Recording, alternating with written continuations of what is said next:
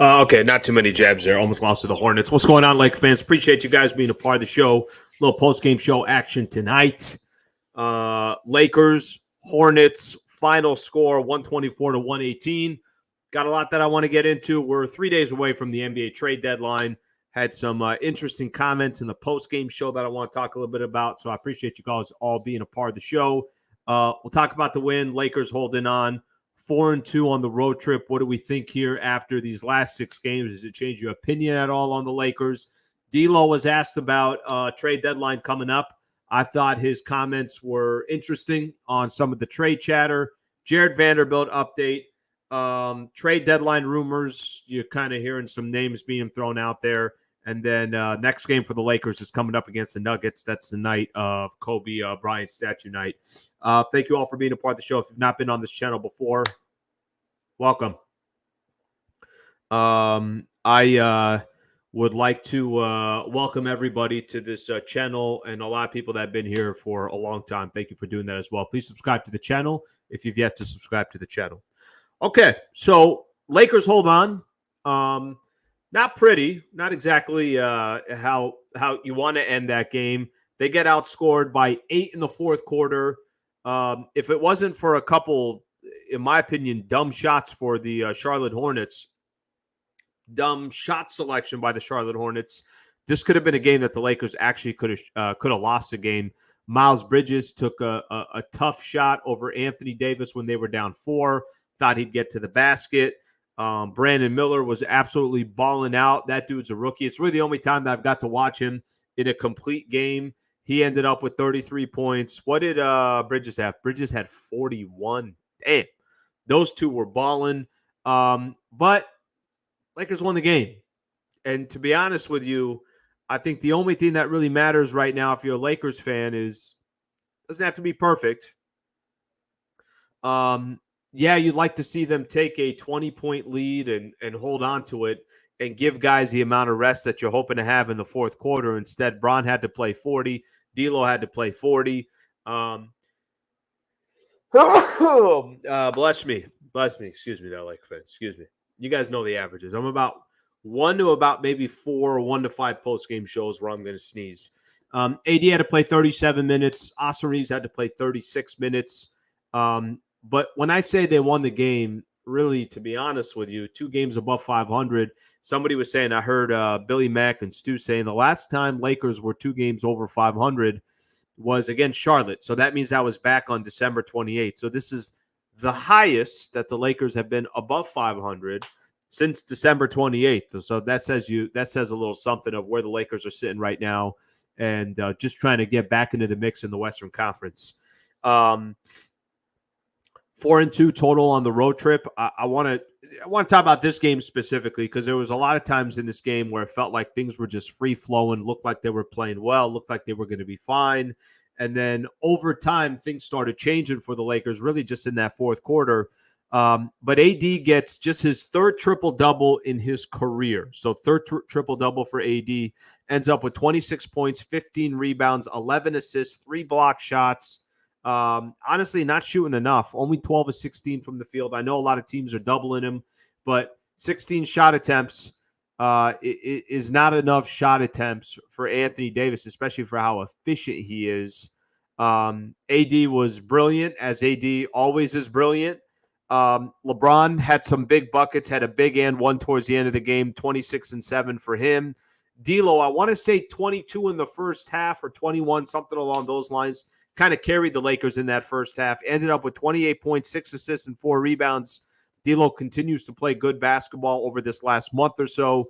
And a couple contributions. Taurean Prince gave you 9. Christian Wood gave you 11 points. And like I mentioned, it would have been really, really nice for the Lakers to just blow out the Charlotte Hornets. I mean, early in the game, they're up 8. By the time you get to halftime, they're up 16.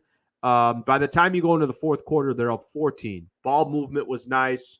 They were getting defensive stops when they needed to. Charlotte would hit some tough shots, and specifically, like I mentioned before, the 2 names, Miles Bridges and Brandon Miller, both of those guys would hit tough shots.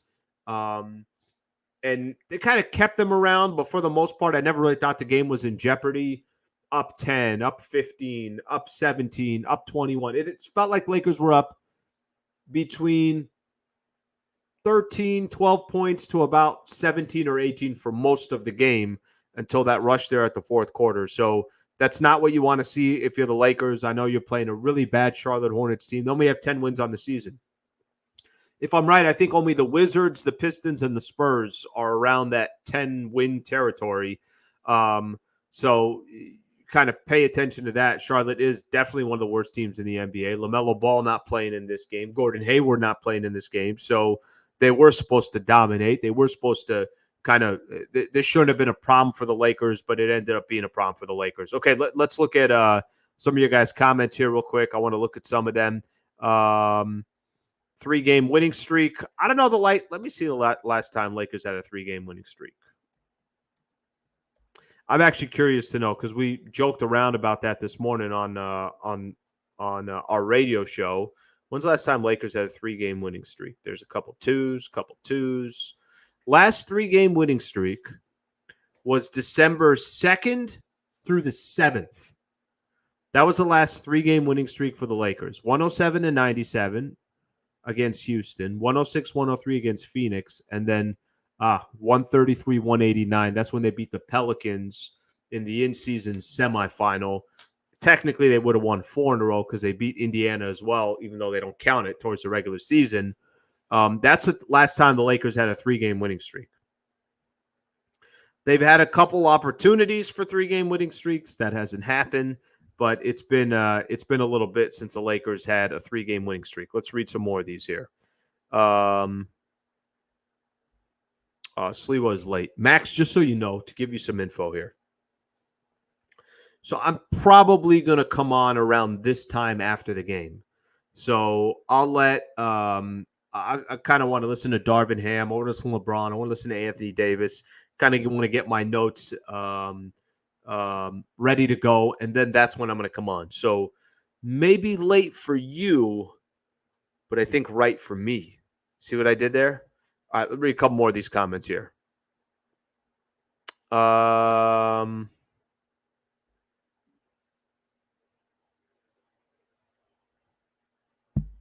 got you, brother. As you could tell, when there are wins that are like, great road trip. Okay, I'm going to get into the entire road trip because I think talking about the road trip is important. I want to do that. So I'm going to do that. Vincent, I'm going to get to your super in a little bit as well. I'll get that when I start talking about some of the trades and everything else or some of the trade rumors. By the way, if you want to send a super, feel free to. And I'll definitely read all the supers. And if I don't, I'll also do my best to try to get to all the other comments as well. All right, I got a lot of these that want to go on the long road trip here. Not sure why we stopped going to AD down the stretch. Happy with the win, though. Yeah, I think there's going to be a lot of that where Laker fans are just happy to get a W. Look, I guess the way I kind of walk away with this game is wasn't ideal because it was a game towards the end that you needed a lot of your main guys to play a lot of minutes just to beat the Charlotte Hornets. But beggars can't be choosers, and the Lakers have kind of put themselves in this position where beating a team like the Hornets, you'll take it.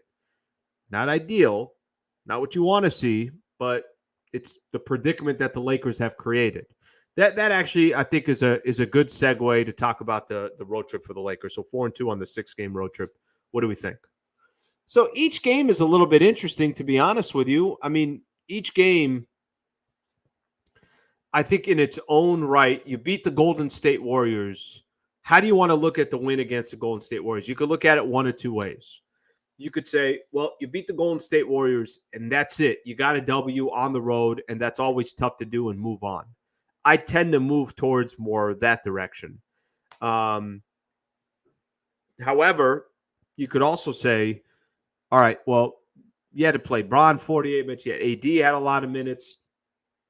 You could kind of find some things to complain about. You could say, well, they got lucky at the end. Steph hits that 3. I don't know if they got lucky. LeBron made the right decision to go to the basket, gets fouled, hits 2 free throws. I think they just full stop. They beat the Golden State Warriors. Wasn't ideal. Probably shouldn't have gone to double overtime, but you got the win. Let's move on. Let's go to the next game, the Houston Rockets. At one point, you're down 30. You got embarrassed by the Houston Rockets. Let's go to the next game. Remember, they go back-to-back. They played, I think, Monday, Tuesday. You play the Atlanta Hawks. Atlanta. All right, kind of same thing. At one point, you're down 20. Hawks kind of control the game, and you end up losing that game. And as you lose that game, there's question marks coming from Christian Wood. Hey, is this guy sending a tweet laughing at the starting lineup that the coach is putting out there? Braun puts out the hourglass tweet. Hey, we're running out of time here. Trade deadline is coming up. Make something happen. You do whatever you want to do and how you wanted to interpret that. And then Braun and Anthony Davis are announced that they're not going to play the Boston Celtics. So you start out the road trip 1-2. You're going to Boston, the team with the best record in the NBA, and don't lose that often at home. Had 2 losses so far at home. And no LeBron James and Anthony Davis. I mean, now we're basically saying to ourselves, all right, they're probably going to go 2-4 on this road trip. That they're probably going to come back to Crypto.com Arena and they're a couple games below 500. Instead, they beat Boston, their best win of the year and one of the biggest upsets of the year because you're playing a really good Celtics team that had all their guys, Drew Holiday, Derek White, Jaylen Brown, Jason Tatum, Kristaps Porzingis, Al Horford. They had everybody. You beat the Boston Celtics. You do it without LeBron and AD.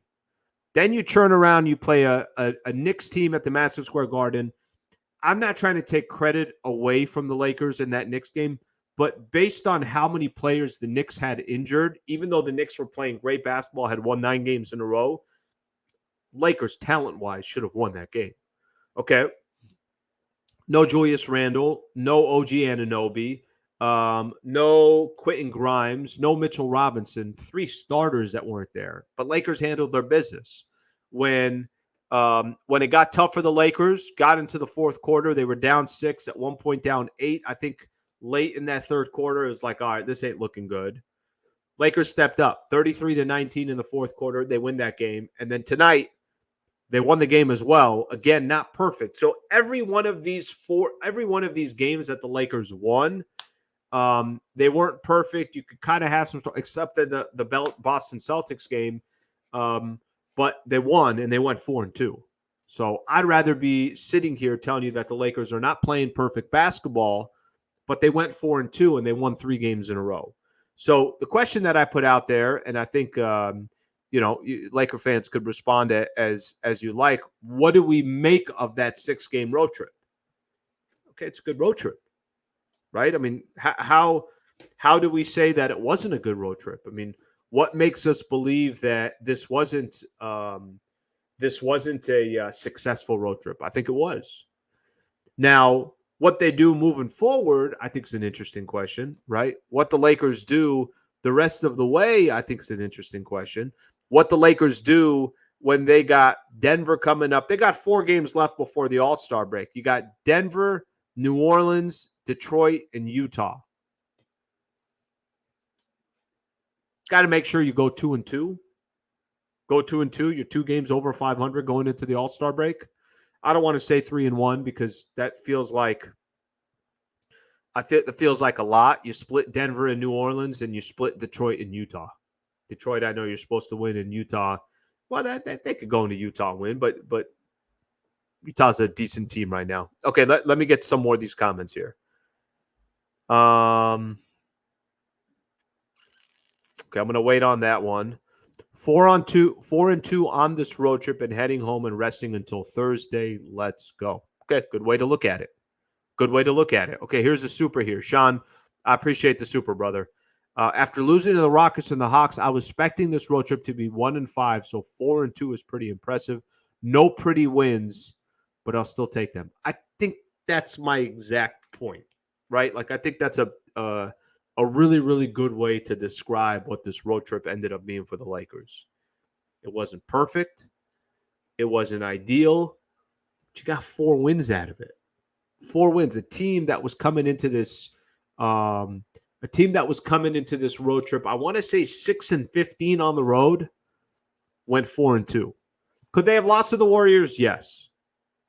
Should they probably have lost to the Boston Celtics? Probably, but they didn't. That's on Boston. That's not on the Lakers.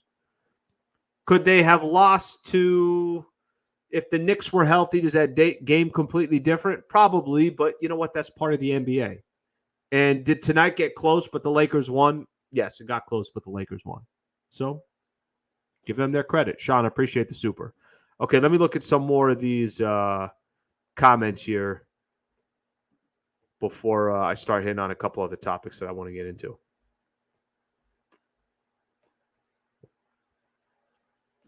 Whole team needs to be taking ice baths and recharging after every game the rest of the season. I will tell you this: if the Lakers had to play another 5 minutes or so, I don't know if they're winning that game. They look gassed.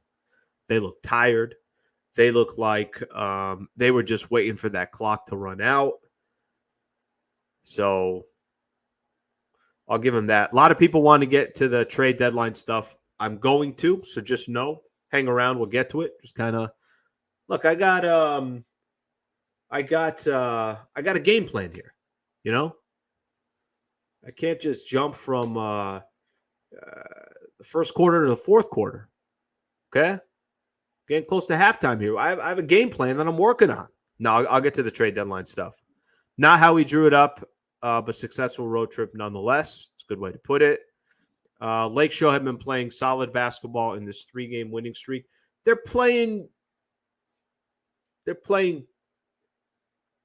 good basketball. Not great, not unbelievable, not average. Good basketball, I think, is the right way to describe it.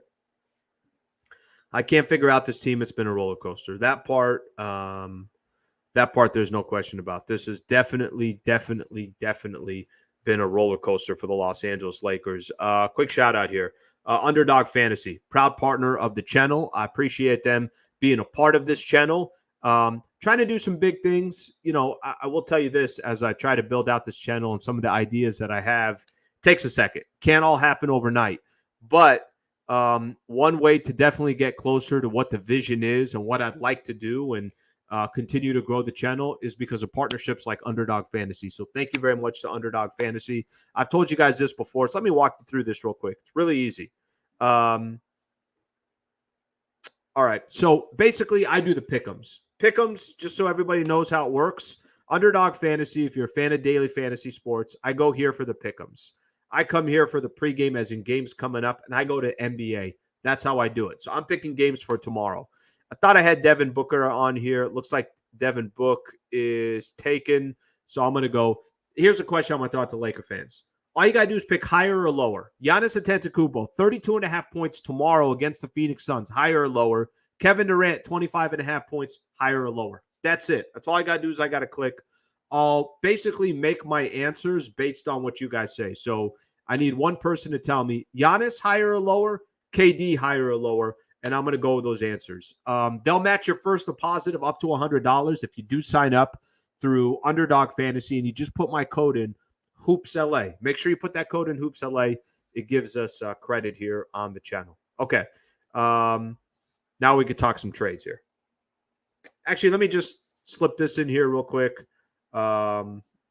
Jared Vanderbilt, we did get an update before the game. Dave McMenamin had put it out there. So just want everybody to know, for those that haven't got a chance to see it, Dave McMenamin had put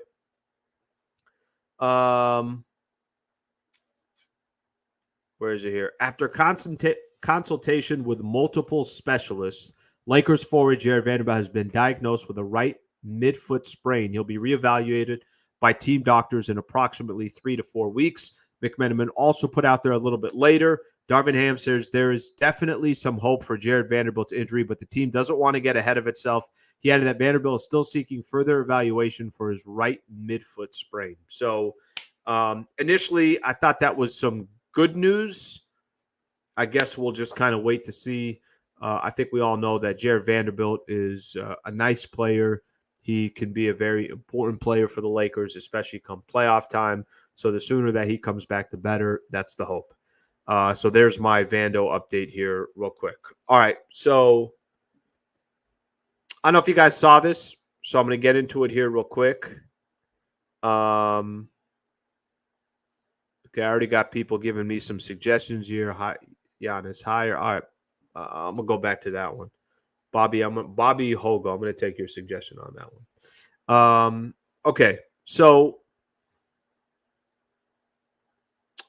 Here is what D'Lo said after the game. He was asked about all the trade chatter. Here's D'Angelo Russell's answer. He says, I can't control that my contract makes sense to be traded. So just play. When asked about waiving his no trade clause this summer, he said, I just thought it made sense. I know what the requirements are to be successful. I know what the requirements are to be successful. Here are. Go back to his first quote. I can't control that my contract makes sense to be traded. So just play. D'Lo really, really went out of his way to continue to point out in regards to all the trade chatter around him. I just don't care. And I believed him. The way he was saying it, I believe what D'Lo was saying and how he was describing it, that he just genuinely doesn't care. Not that he doesn't want to be a Laker, but that he's been traded so many times, including by the Lakers, that why is he going to give his effort, his energy, worry about it, be scared about it? Why don't I just go out there and play basketball? And if that's his mentality, and if, this last month or so, D'Angelo Russell, that's been his mentality, I got to be honest with you, kind of like it. I like a D'Angelo Russell that we've been watching here over the course of the last 30 days. Probably the most effective D'Lo I've ever seen as a Laker. And is it because he's saying, guys, it is what it is. I'm just going to go out here and ball out. Works out, it works out. Doesn't work out, then it doesn't work out. What do you want me to do? Maybe it's kind of that effort mentality. I think we've all been in situations like this. When you want something so bad and you care so much about something, it's typically that much harder to get it. When you realize, you know what, freaking screw it. I don't even care if this happens anymore. I don't give a flying you know what. You know what ends up happening? You probably end up getting whatever it is that you're looking for. Your just attitude towards it, that it's not the end of the world. And you know what? There's certain things that I can't control. And if that's been D'Angelo Russell, I think he's been the most effective that he's been as a Los Angeles Laker. And I'm not here trying to make a case, don't trade D'Angelo Russell. I've told you guys from the beginning, I'm going to stick to my word on this. If DeJounte Murray was on this team, I think the Lakers have a better shot of going further. But that doesn't mean all of a sudden they're better than the Nuggets and the Clippers and some of these other teams. No, I don't know what that means. We're going to have to wait and find out. But D'Lo, if he's on this team by the time, I think the trade deadline is noon on February 8th. If he's on this team by the time we get to February 8th, and he's a Los Angeles Laker, okay, let's roll with the punches. Let's see what happens. Do I think the Lakers are going to make this long playoff run? Probably not. You're going to need a lot of things to kind of go your way. You're going to need matchups to be the right matchups. That could happen, but it's also going to be an incredible challenge, and that's a position that the Lakers are in. They're going to have to try to get out of this play-in tournament. At the worst, be one of these 7-8 seeds that are out there. See what happens with other teams if they fall back. It's going to be a challenge. But I feel better about D'Lo today than I did 30 days ago. And maybe that's the best way for me to describe it. I'm kind of a fan of how D'Lo's handling this whole thing. F it. I get traded. I've been traded X amount of times. You think I'm worried about getting traded? I'm sure he would prefer not to be traded. I'm sure he wishes he was on a team that thought this is the right guy, this is the right fit. We want to grow with you. And clearly many teams in the NBA have said no to him on that. And we'll find out what happens between now and February 8th in regards to D'Angelo Russell. I think that's something that we're going to have to, obviously we're going to have to kick back and wait and see what happens. All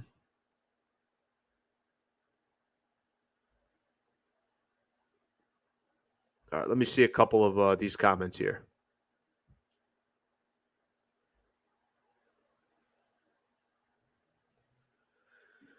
Slee, do you worry about being traded? I think I'm more of a buyout market guy. You know what I mean? I feel like it's more of like a salary dump. You see what I'm saying? You know what I'm talking about. Like I won't get traded, but I get let go to clear up some cap space and also a roster spot. All right, let's see what else we got here.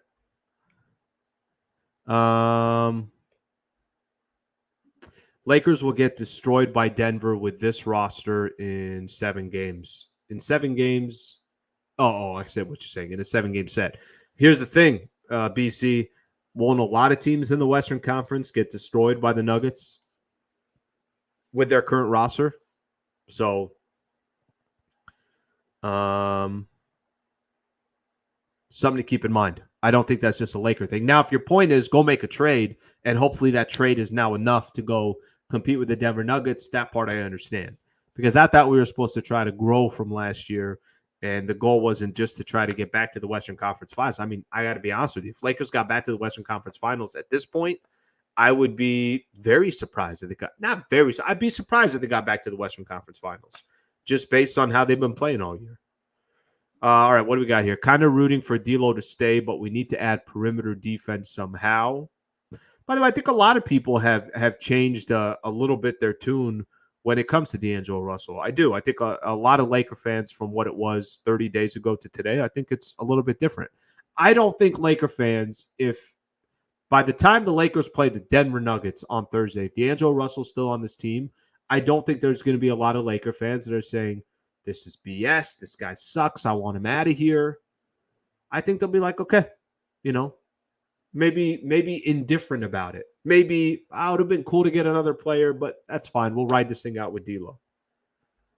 If D'Lo can keep up with the big dogs and score that high 20s every night, he can stay. Sonny, I'll tell you something. The only way you're going to know is once you get to the postseason. That's it. So that's what's going to have end up happening. D'Lo is a beast. Keep D'Lo. No trades needed. D'Lo is playing carefree and is a better product. That part I agree with.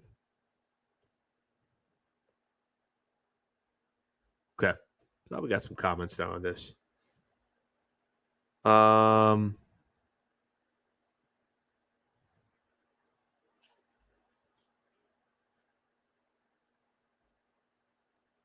Okay. Trade is needed. So everybody's got a little bit of opinion on this. OKC, Minnesota, Denver Clippers are pulling away from the pack. We'll have home court in the first round. Who do you want to face? Oh, if it's those 4 teams, it's a good question, actually. I like that question. If it's those 4 teams, if I could pick any of those 4 teams in the first round, so let's say the Lakers are a 8 seed or they're a 7 seed, if that's what you're referring to, I'll go in order here of who I don't want to face. Okay, I'd prefer to face Denver the absolute least. Period. Denver's a problem. Jokic is a problem. That team's got all the confidence in the world, as they should. And they beat the Lakers last year, so yeah, Lakers can have a little bit of extra oomph and all that stuff. Denver's still everybody runs through Denver, so Denver would be the team I want to face least. Between these 2 teams, I feel like I'm supposed to pick the Clippers as the team I want to face second, the least want to face. But I don't think that's actually easy between Minnesota and the Clippers. Minnesota plays defense. They got some real players all around. Anthony Edwards is a big-time player. Karl Anthony Towns is a good player. Mike Conley's a vet. Rudy Gobert is one of the best defensive players in the NBA year after year. And then they got other guys, Jaden McDaniels, Naz Reid. I feel like they got guys. I think the thing that's going to hurt the Clippers come playoff time, they play so much iso ball is what I notice. They play a lot of iso ball. And iso ball is a lot easier to defend than when the ball is moving. I don't know who's going to get the rock.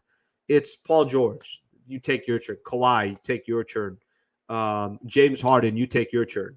Now, maybe, listen, I know they're absolutely balling out and they've been playing good ball, but I think Minnesota's going to be a problem in the playoffs too. So to answer your question, the team that I would most likely want to face in the first round of the playoffs, it's got to be the Oklahoma City Thunder. It has to be. I mean, Lakers have already beat them a couple times this year. They don't have that much experience, so I think that plays to the Lakers' advantage. Now, Could the Thunder absolutely 100% beat the Lakers in a 7-game set? Of course they can. But of all those teams, I want the Oklahoma City Thunder first. All right, see what else we got here.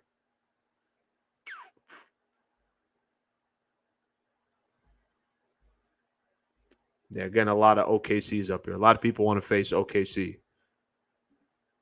Tommy, what's up, brother? Thank you for joining us here.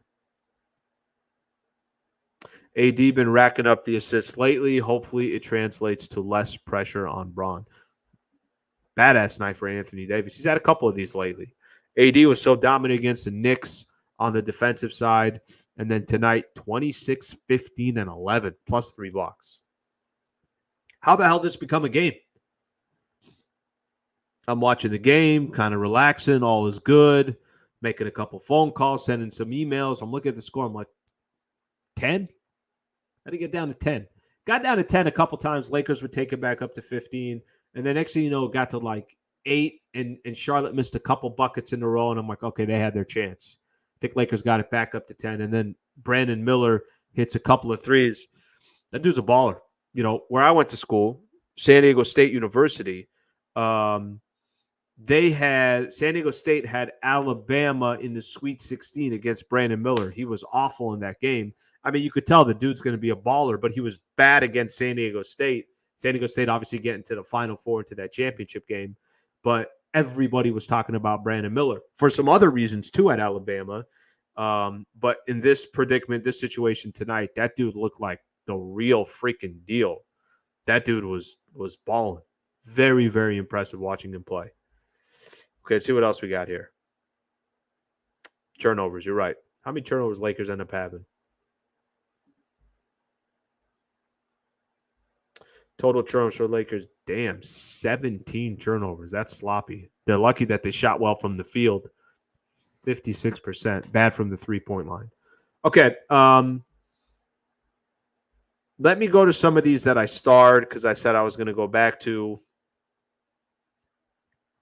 First off, Bobby Hugo. Bobby, I'm going to roll with what you're telling me here. So, Underdog Fantasy, you're making my picks for today. I'm going to go Giannis higher, Durant lower. So, Giannis higher, Durant lower, 25.5, 32.5. I'm going to do that. Put 20. You can win 3 times your money. Use that code HOOPSLA. They'll match. Underdog Fantasy will match your first deposit up to $100. Support the channel if you don't mind. This is one way to support it. Don't feel obligated by any stretch of the imagination. But if you're somebody out there that enjoys daily fantasy sports, or you want to try it and you've never tried it, sign up at Underdog Fantasy. Put that code HOOPSLA. And here are my picks. Going higher with Giannis and going lower with KD. Okay. Couple of the other comments that I want to get into. Slee, what are our chances we make a move before the trade deadline? Feels like nothing's going to get done. Okay, something to keep in mind here. And I think this is something that everyone should keep in mind anytime you're looking at the NBA trade deadline. I was doing Lakers talk last week on my radio show, and I was playing some sound from Adrian Wojnarowski. Woj was basically saying it's been kind of quiet, and he said, don't be surprised that nothing really happens until those, kind of a flurry at the end there. Some trades have gone down. Siakam got traded. OG Anunoby got traded. Who else got traded? Some of the other moves, kind of the counter moves have come with it. Bruce Brown is gone. Terry Rozier just got traded. Kyle Lowry is going to be available at some point. So there have been some trades that have gone down, but I do agree with you. I feel like it's got a lot quieter. DeJounte Murray chatter, it's got very quiet. I saw something today. Alex Caruso, the Bulls want an OG Anunoby type of package to get Alex Caruso. So maybe teams are just asking for way too much. Zach LaVine, he's going to be out for 4 to 6 months. Doesn't look like he's going to get moved. DeMar DeRozan, I haven't heard his name anywhere. The only real kind of chatter that I've heard Andre Drummond around the Lakers, but I've also heard that there's going to be a lot of teams that are interested in Andre Drummond. Let me just say this real quick about Andre Drummond. Lakers can use a backup center. Now, Jackson Hayes has kind of done his best to play a little bit of that role as of late, but I think everybody agrees another big would be, and I'm talking about a center, would be nice for the Lakers. So let's see what they do there. I saw something earlier today, and the only reason why I grabbed it is because, of course, people are tagging me on this. Mavs Film Room put out something. The Mavericks Brain Trust no longer can claim that Luka and Kyrie Irving work as a tandem, not because they don't mesh well in the rare times they do play together, but because after the equivalent of a season, there's little evidence that it's a dependable, sustainable plan. And, the only reason there was something coming from the Dallas News that say pre-trade. Let's see if I can read the title here. Got a paywall here. Pre-trade deadline freefall has thrust the Dallas Mavericks into must-make-a-trade mode, if I can read. I'm not telling you that Kyrie's coming to the Lakers. I'm not even telling you that the man is going to be available. What I'm telling you is that there's another piece of chatter that you're starting to hear.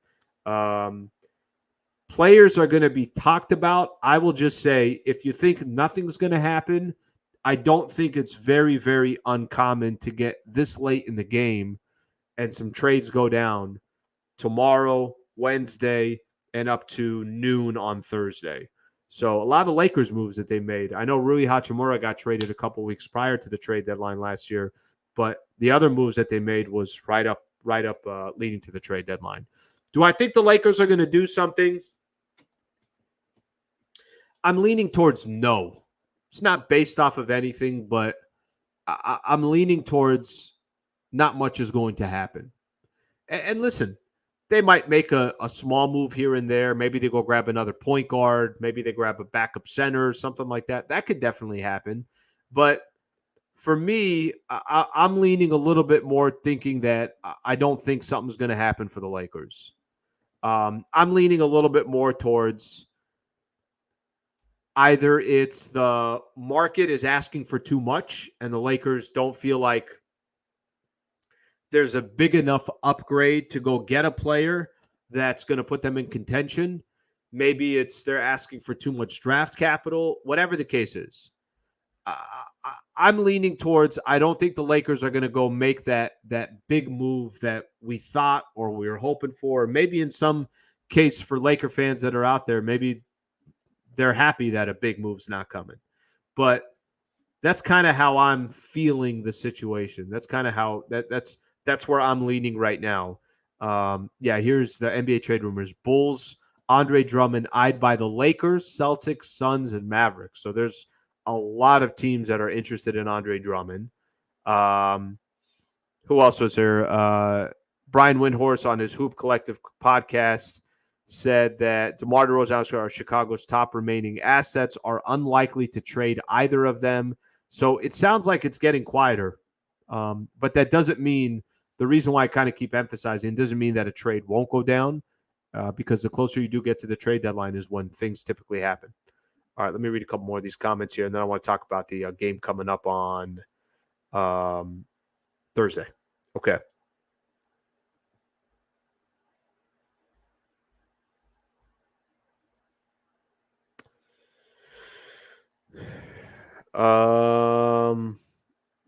Press like button for this. Yeah, press it.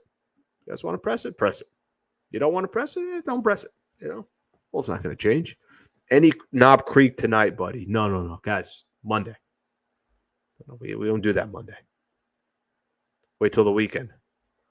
I really think they're going to wait for the buyout market to get a super fantastic deal and save money. We'll see who's going to be available. I'm just throwing out names. Maybe there's Kyle Lowry. Is he going to end up in the buyout market? Is that a player that you would want on the Lakers? We'll wait and see. And maybe that's where the Lakers are going to end up doing their work. And I got to be honest with you. I'm not telling you that that's a good thing or a bad thing or anything. If the Lakers don't see a good deal out there, then don't make the deal. There was an article, I went through it with you guys a couple of weeks ago. Dave McMenamin kind of laid out the three options for the Lakers. One of the options was if they wait till the summer, they'll have 3 first-round picks and some tradable assets that they can go try to go get somebody. Go try to get a bona fide superstar that is not happy where they are. That's a lot of things that have to happen. And I think there's also that's one thing to throw out there, I'm sure, to Laker fans of, hey, this could happen in the summer. But I think there's also a lot of people like, yeah, but what about this year? Came off the Western Conference Finals. What about this year? All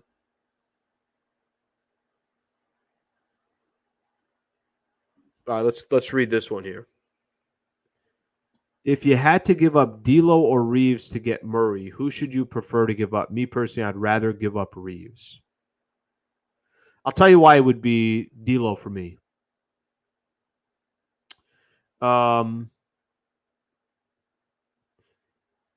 think you're basically replacing D'Lo for DeJounte Murray to play that specific role. I think D'Lo's had a really nice stretch for the Lakers right here. I really do.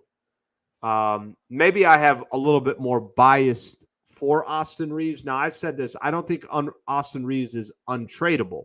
I think he's definitely tradable. But at least you have Austin Reeves for a couple more years after this year. D'Angelo Russell can walk away at the end of this year because he has a team or he has a player option. So D'Lo could, by the time we get to this summer, D'Lo could say, hypothetically, you know what, enough of this. Every time I play with the Lakers, I feel like I'm going to get traded. I'm gonna exercise my player option. I'm gonna wipe that last year of my deal because he has another deal somewhere else where he can go get 3 or 4 more years. So I think it's part of it is I think DeJounte is going to take that specific role. It's DeJounte, it's Austin Reeves together. And I think the other part of it is Austin Reeves is under your control for at least another 2 years, and D'Lo can walk this summer. So, but it's a good question. I like the question.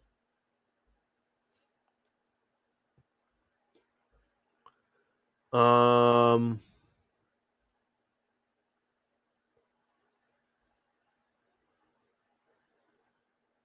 right, let's see what else we got here. Crypto a few weeks ago, experience Magic. It's kind of fun. Jeff saying he went to a game. Does the Magic statue look nothing like Magic? Okay, this is going to take me to my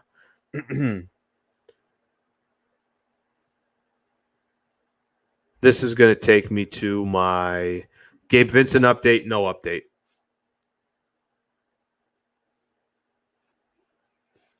It's going to take me to my last thing that I want to get into here. So next game's coming up Thursday, and Kobe statue night. Talking about the Magic statue. I'll tell you what, however you feel about the Lakers going 4-2 on this road trip, however you feel on it, whether you feel optimistic and, oh my gosh, they went 4-2, or if you're like, I don't know. Every win that they got, you know, it could be suspect if you really look into it, or the competition was bad, or however you want to look at it. You got some good tests coming up to kind of tell you where you are. So if you go to the NBA standings right now, this is the next 2 games that you have. Let me look at this real quick because I just want to see where New Orleans is. Next 2 games that you have, you got Denver, who's 35-16. I don't need to tell you their resume. Then you got New Orleans, who, look, they're also 29-21, 8 games over 500. They got a good record too. And you're only 3 games behind the Pelicans for that number 7 spot. So however you look at the Lakers, whether you kind of like what you see, you don't like what you see, 3 of their final 4 games before we get to the break, you got Utah, who's right behind the Lakers. They're a game and a half behind them. You got New Orleans and you got Denver. So let's see how they do to close out the rest of this road trip. The rest of this before the All-Star break. And they got Detroit mixed in there as well. So these next few games will tell something. I don't know how much it will tell, but it might say, hey, the Lakers are looking really good. Or it might say, yeah, you know, some of those games that they won, don't pay too much attention to them. So I think either way, you're going to get that. The other thing going on Thursday is obviously going to be a special night at Crypto.com Arena. So Lakers will be unveiling the Kobe statue. So we know where it's going to go. It's pretty much front and center, right in front of Crypto. You can't get any better real estate. No surprise. They're going to put Kobe there. Many say the house, Crypto.com, Staples Center, the house that Kobe built. 20 years as a Los Angeles Laker, 2 jerseys that are retired. So eventually on Thursday, it's a big day Thursday, noon, trade deadline will end. Will the team look exactly like it looks right now? Kobe statue, 3:30. I think that's when Spectrum's going to start covering it.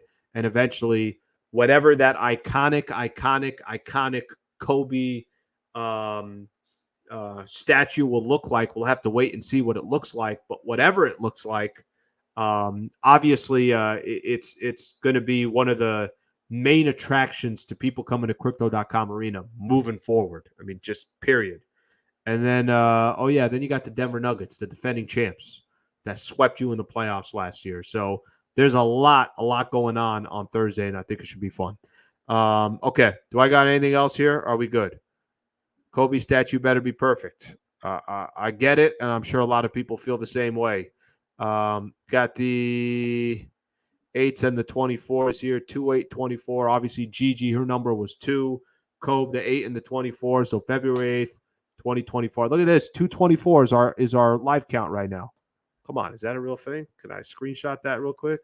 I just missed it. It was 224 on there. I missed it. It's 225 now. I almost screenshotted that. That actually really happened right as I was reading all that stuff. I don't know if you guys looked up on there or am I just crazy here, but that actually happened. While I was reading the 2-8-24, our freaking live viewer count was 224. Damn. That's kind of cool.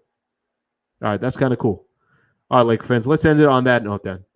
I appreciate you guys being a part of the show. Thank you for hanging out as always. Please subscribe to the channel if you have not subscribed. But thank you so much for hanging out with me, and I'll be back here.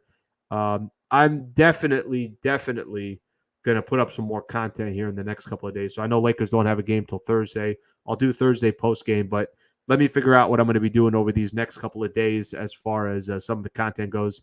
I still have my radio show tomorrow. I have my radio show on Wednesday as well.